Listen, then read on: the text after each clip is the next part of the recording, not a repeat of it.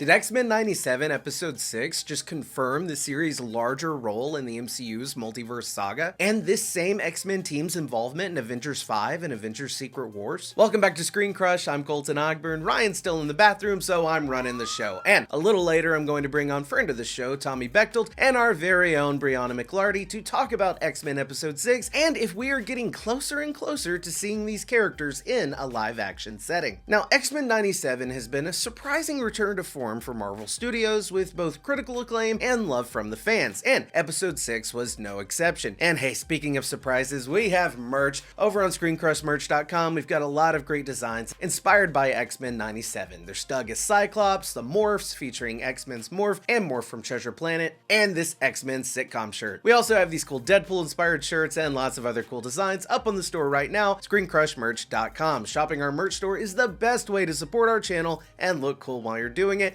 Thank you so much for your support. Now, fans like myself have long speculated that this series is going to have a bigger role to play in the Multiverse saga going forward. Perhaps even a film where these very X-Men go to war with the Avengers in a quest to save their respective universes. In the previous episode, we saw the Watcher lurking in the sky, confirming the X-Men's connection to the greater Marvel multiverse. And this week, we saw identical to the MCU Mystic Arts magic and characters like Ronan the Accuser and references to Captain Marvel, references that I think could be connecting this series to that post-credit scene from the Marvels. And we got a teaser for the second half of this season where we even see Captain America's shield. Now, we know that within this animated universe, other characters like the Avengers and Spider-Man exist. In fact, they've crossed over before in a Secret Wars of their own. But I think these direct and overt connections to the MCU could be laying the groundwork for these versions of the X-Men to be the same X-Men that are introduced in the live-action MCU. We've talked before about how the MCU has been using the X-Men animated series theme, like a mutation,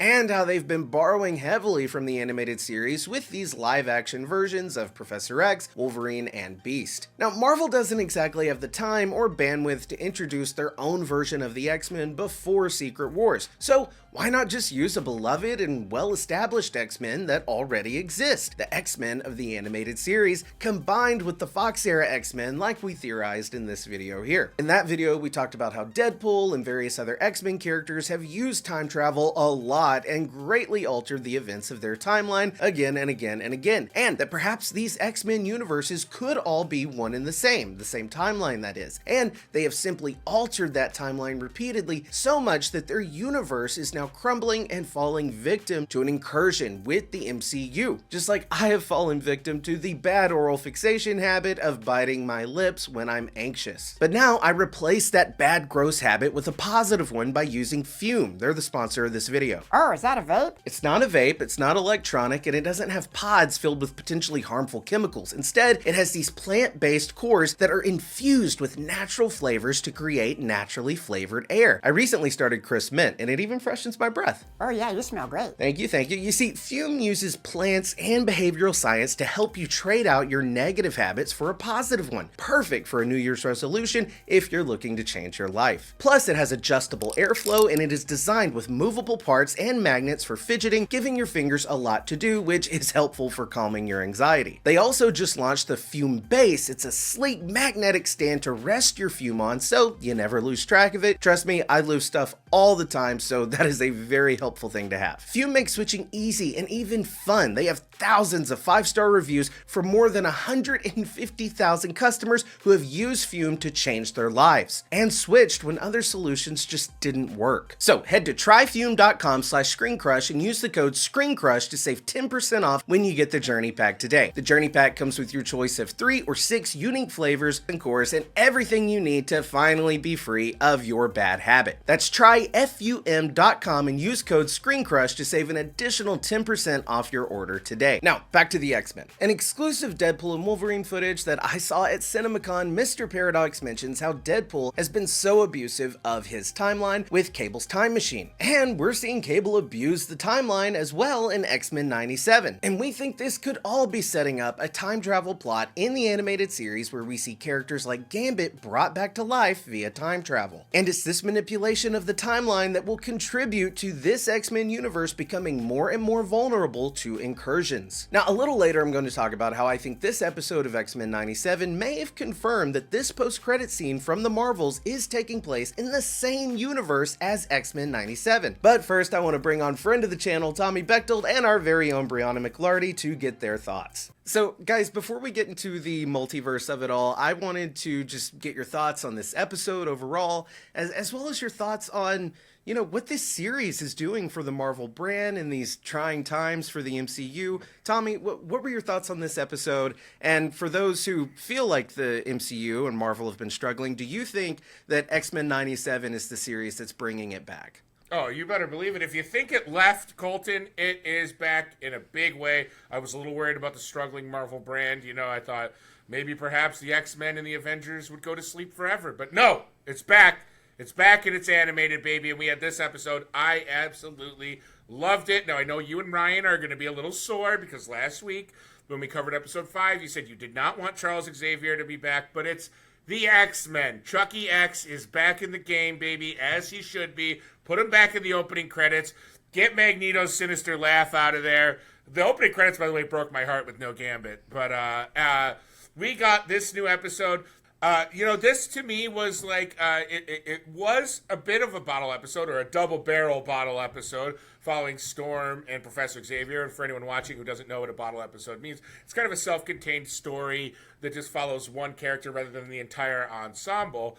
But with these two, you know, self-contained stories, we've got advancement of the entire saga of this season from two characters that will have ramifications for everyone in the show. Whereas oftentimes, I think a bottle episode can seem a little stagnant. And in general, these episodes, I love the pace with which they're playing within this show. Like last week's episode, you know, full throttle, huge character changes, characters dying, new characters being introduced, or, you know, for old characters coming back. And then this week we kind of slow it down a little bit, but huge ramifications to two key X-Men, two Omega-level mutants. We have Storm getting her powers back. I mean, how awesome was that? And then we have Charles Xavier. We find out that he is not dead. He's alive, as we all knew in our hearts he would be. And that he's been, you know, out there gallivanting, having a one-year stand with cosmic royalty. And I just thought the episode was incredible. I loved the scene where Charles Xavier literally took what are they called? The Shires? The what is that empire called? I can't remember. I'm losing. The Shi'ar.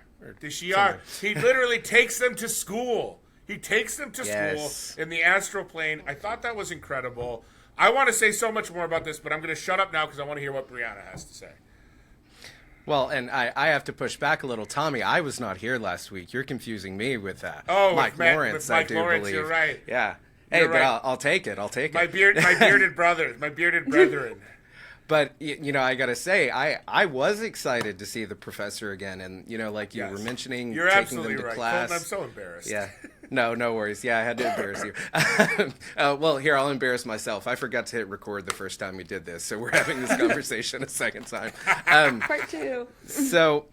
I love your point about him taking them to class. I love seeing them, you know, on the astral plane. A little earlier, I talked about, you know, different MCU connections between this show, between X-Men 97 and the MCU. So I thought that was another, you know, good connection between the two.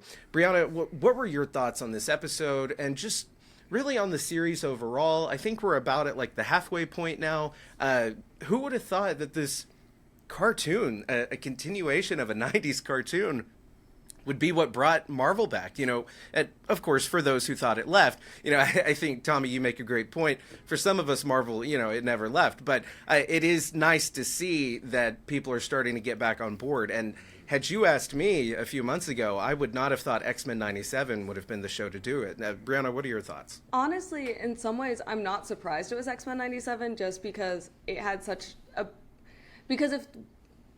because doing X-Men 97 right has like so much nostalgia to it, and it kind of brings Marvel so back to its roots. Like, even as someone who, like, I was born after the show ended, so like I definitely did not grow up watching it.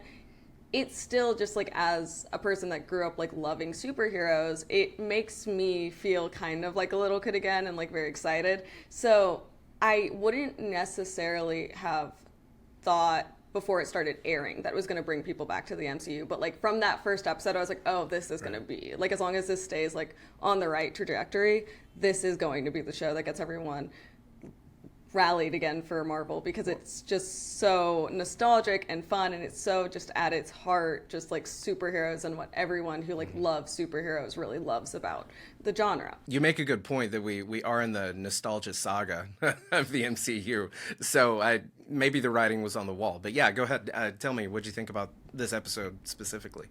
In terms of this episode, I really did like it. I think most of my problems with this episode actually really comes to the fact that they put Montevideo and Life Death Part 1 together. And so Storm's relationship always felt like a little rushed to me. And so definitely in this part, I was like, this has progressed really fast. I was like, I did not realize you guys were like that close. Like, and I felt that in Life Death Part 1 when he was like, I love you. And I was like, when did this happen? So I felt that a little bit here, but ignoring... And it is a completely different medium as well than like we usually see. Yeah. Like, they don't have as much time to linger on stuff just because of the format. But barring that, I loved it. I was happy to see Professor X back, especially because, like, again, as someone who did not grow up with the original show, I was like, I just miss Professor X. Like, are you kidding? Like, it's not my fault I wasn't born yet. Like, I want Professor X. Yes. And of course, Colton didn't miss him either. I just slandered Colton by lumping him in with all men with beards, as I do. I have beard blindness. Yeah, Tommy says we all look alike. It's a not, really outdated notion. It's not okay. Yeah. I obviously have beard blindness too. I didn't realize there were two people on this call. I thought there was just one. Hey, Brianna doesn't even know which one of us is which. What's happening? I'm Mike Lawrence. Oh no. But both of you make a good point. You know, you both addressed like the pacing, but I think what this show has done in terms of pacing is we do have to remember it is a cartoon, and it's done in the vein of like a Saturday morning cartoon. And I remember Ryan asking me when they had Baby Summers, Cable, Nathan Summers go off into the future at the end of that episode. He asked me if I thought that felt rushed. I was watching it through the lens of it's a cartoon, and those types of cartoons usually do. They have the plot of that episode and they move on. But what X-Men 97 is doing is it has that fast pace, but also all of the stories seem to be connected to an overarching story that also gives it kind of that linear feel that maybe we'd be used to in like a live action type show. So I think you both make good points regarding the pacing. Now, I want to ask you, do you guys think that these overt references to the MCU through like the stylistic design of like the Mystic Arts magic that we saw, the Watcher was lurking in the previous episode, this animated series, it also has had a lot of references in the live action films. You know, we keep hearing the X-Men like theme in various points in the MCU. Are they setting us up for these specific X-Men from the animated series to cross over into the live action MCU? Tommy, what do you think? Is that something that we might see? I think that would be really, really cool. I mean, in my opinion, the kind of footprint of it, having the actual animation used in What If for the silhouette of the Watcher in the cosmos, to me kind of made that first connection that this is MCU. Now, you have the complication of animation to live action, but that's something that can be, I think, easily explained. I feel like you just have to have some of the live action characters enter animation, right? Like that's the back and forth that has to go. Now, you have the complexity of like James Gunn's DCU is going to have the people who voice the characters also play them in live action to make that to make those things simpler to keep in canon. Obviously, we're not going to be able to do that with X-Men 97, as some of the voice actors are the same voice actors from 30 years ago, and they've kind of aged out of those roles and maybe physically never could, which is the magic of voiceover, and is a little disappointing to me because it's like you can have people voicing characters that they physically could never play on camera or couldn't live up to the physical expectations. So I definitely I think these connections to the MCU are undeniable. We have Ronan the Accuser. We now have characters, literal characters, crossing over that we know from the MCU. Now, this isn't unprecedented. Of course, the Avengers animated series had every MCU character basically in it, but I feel like this is deliberate. I feel like Feige's fingerprints are all over this show right now in terms of what they're setting up. The same way that there's they've revealed so much and yet they haven't revealed hardly anything at all. It feels like, there's been major events that feel so devastating, but in the grand scheme of things, it's like, we know that nothing feels permanent yet. Nothing feels like, Tony Stark's death, which will probably, see the resurrection of some multiversal Tony Stark, felt permanent. When everybody dusted at the end of Infinity War, it felt like we're probably getting most of those people back. As devastating as it was, it didn't feel permanent. That's how I feel about Gambit's death, and I hope I'm correct because, as I've said before, I do love me some Gambit. So, yes, to that long-winded answer to your very direct question is, yes, this is going to tie into the MCU. It ties in very simply. They're already doing it. What they're not doing is ramrodding it down our throats. They're just they're doing it in a very kind of organic, albeit fast-moving way with these little details, and I'm sure it's only going to ramp up. Cap's shield that we're going to see in a later episode. I believe this version of the X-Men exists in another multiverse that we're going to get, that we're going to see incur with our 616 main MCU universe. I rest my case. I wasn't recording. No, I think you. Actual panic. I think you make a good point that. Okay, take Star Wars, for example. Yeah. A show like Clone Wars, it's animated, but it's canon to the live action. And I thought that was always so simple to understand. It's just a different medium, just the same way a book can be canon or a comic can be canon. It's not like, I don't know, Ahsoka meets Anakin and he's like, oh, you're a cartoon. No, it's just... Well, they're also not in space in the live action shoots. I don't want to burst anyone's cinematic bubbles here, but... They don't go to a galaxy far, far away to shoot those movies. They go to Pinewood Studios in London. Sorry, guys. Shocker. Hang on. I'm not recording now. Well, and my point to that was, though, the MCU has made it so messy. Like, within Multiverse of Madness, we see Doctor Strange and America Chavez falling through the multiverse, and they go into... an animated universe. So then that makes it more complicated in terms of, then does the X-Men 97 universe actually, is it physically look animated? Right. Then you had the stuff with Across the Spider-Verse. I think they've really made that messy, and I certainly hope that they have plans to clean it up. Sure. As far as different characters, the voice actors, not being able to play the live action versions, I think that's where the Fox era X-Men may come in. I think Hugh Jackman can play that same Wolverine and various other characters. So, Brianna, what are your thoughts? Do you think that this same X-Men, the X-Men animated series, X-Men 97 X-Men, could we see them come into the live action MCU? Is that what Feige is setting up? I absolutely think we could see that. And to be perfectly honest, even going in and out of the animation, as we see in, as you said, in Multiverse Madness, we see America Chavez and Doctor Strange go into an animated world. And when they step into the animated world, they themselves become animated. They do not stay, they do not just stay realistic humans in this animated world. So my guess is going to be that it's sort of going to depend on what universe everyone is in.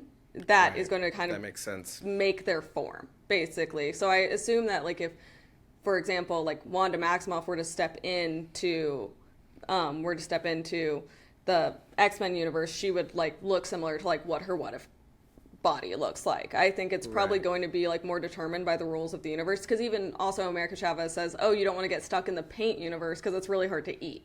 So there's clearly bodily changes that are happening when they step into different worlds. So I think most likely what will happen is that when they step into our MCU, they're just going to be like, oh, well, now they are just what we think of as live action people, and that's fine. Yeah. And that doesn't really bother me because I think for me, like the actual idea of a multiverse is kind of already out there. It's like a sci-fi concept. So it's not that hard for me to bridge. Like, okay, well, like, sure, some of this is drawn. Even like looking at Across the Spider-Verse, you have a ton of different animation styles that like fundamentally like makes their bodies and the way they move different. So like you're already kind of, to me, just going kind of outside of like what the realm of like human possibility is. So having it be like, oh, well, they're animated in this world and they step into this world and they're not, doesn't really bother me. I think the What If separating it out at the beginning was a little messy. I think he did that so What If could have a lot more like leniency in terms of like what it depicted without feeling like it had to be directly contributing to the MCU storyline. I kind of wish they had done something a little more like Marvel Spotlight with it, where it was, oh, well, it's in the MCU, but it's not necessarily like this giant thing that's going to really directly affect the plot. I think that makes more sense, and I think that is eventually what we're going to see happen with some of the animated stuff, but I don't think this show, partially because it's really beloved, and I would not be surprised at all if they are like currently being like, oh, we need to switch gears. Yeah, and we're getting really meta with it. Like, I personally want no acknowledgement of, oh, we look different. Like, I wish that was something well beyond the fourth wall, you know what I mean? Like, I don't want the characters having any like acknowledgement or knowing like, oh, I'm three-dimensional, you know, or something like that. I think that's such a messy way to do it. Yeah. Oh, the detail. But again, you know, you make a good point with what they showed in Multiverse of Madness implies that perhaps they would be aware. So I don't know. But okay, so both of you guys seem to like the idea of them coming into the MCU, but I'm kind of torn on it for this sole reason. I really like this show, and I worry that if they bring this X-Men into the MCU, well, then maybe that means we're not getting this animated show anymore. So what are your thoughts on that, Tommy? Like, which do you want? Do you want to see this really great version of the X-Men, a version of the X-Men that I hope is adapted into the MCU? I hope they're, you know, used as inspiration for the MCU version of the X-Men. But I don't know if I want them specifically brought in, because maybe then we don't get the cartoon anymore. Right. Well, what you've presented here is a have your cake and eat it too scenario. And I would like both. I'm greedy. I'm a greedy guy. I agree with you. I want the cartoon to continue on. So perhaps the inspiration is the thing, right? Perhaps having the X-Men that they introduce in live action should be inspired by this universe. I don't know if that will hold water, though, to the concerning viewer. Like, they might be like, I need this to directly tie in if you're going to make them that similar. I do believe there's a path forward to continue this as an excellent animated show and tie it into the MCU.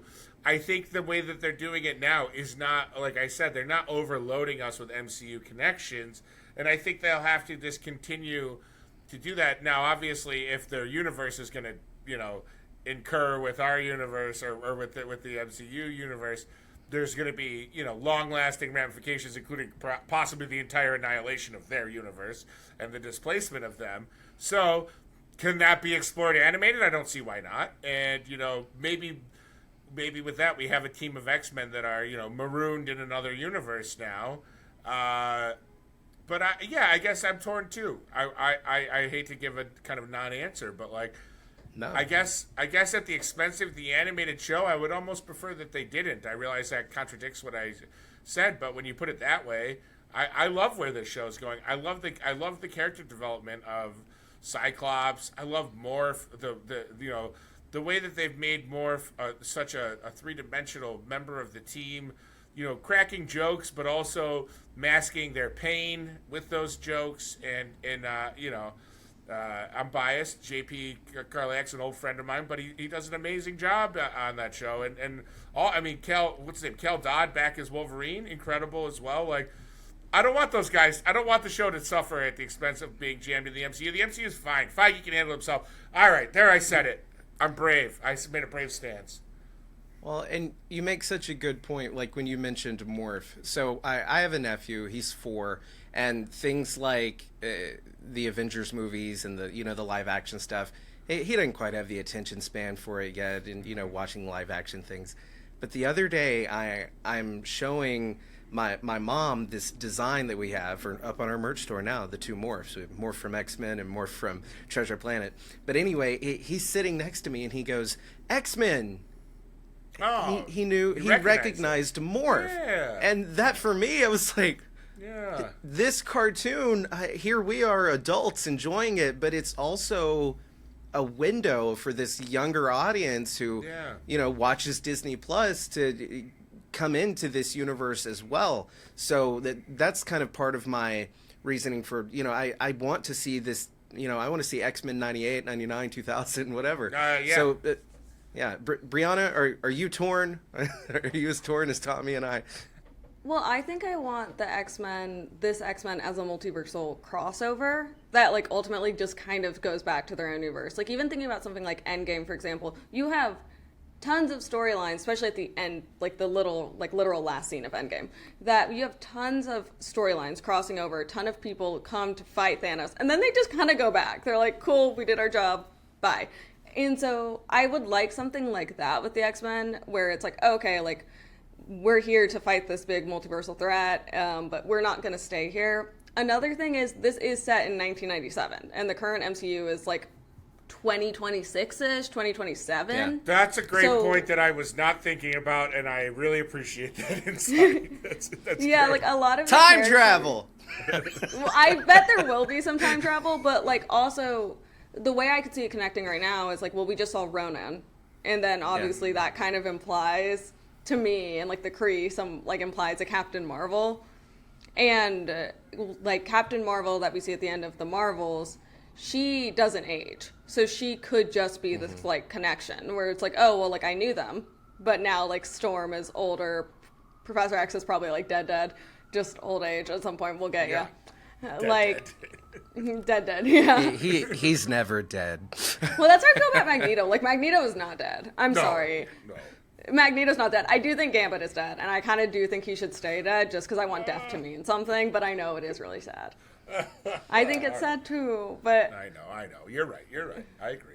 Well, I want to thank both of you so much for joining me and sharing your thoughts on that. Now, I want to tell the audience about my idea for how X-Men 97 could end with the same post-credit scene as the Marvels, but from the X-Men's point of view. Now, the Marvels post-credit scene showed us Monica Rambeau going to a different universe parallel to her own, and she wakes up in the basement of the X-Mansion alongside a very familiar-looking Beast, as well as a variant of her mother, Binary. Now, in the comics, we see Carol Danvers, Captain Marvel, become Binary and join the X-Men, but as we learned in Multiverse of Madness and in the Marvels, in most universes, it's Maria Rambeau who becomes Captain Marvel, not Carol Danvers. So I think in this universe that Monica wakes up in, we're seeing a Maria Rambeau Binary who too was once Captain Marvel. I think in the X-Men animated series, we could meet this version of Maria Rambeau and see her join the X-Men as Binary. And maybe we could even see how the X-Men found Monica in their universe in X-Men 97. And we could learn that they're messing with time travel in this season to save Gambit and Genosha could be what made their universe vulnerable and able to be ripped into in the Marvels. So let me know, do you guys think that the X-Men from X-Men 97 will be joining the greater MCU in live action? Is that something you'd even want to see? Let me know down in the comments below, or you can @ me on Twitter. And if it's your first time here, be sure to subscribe, smash that bell for alerts. For ScreenCrush, I'm Colton Ogburn.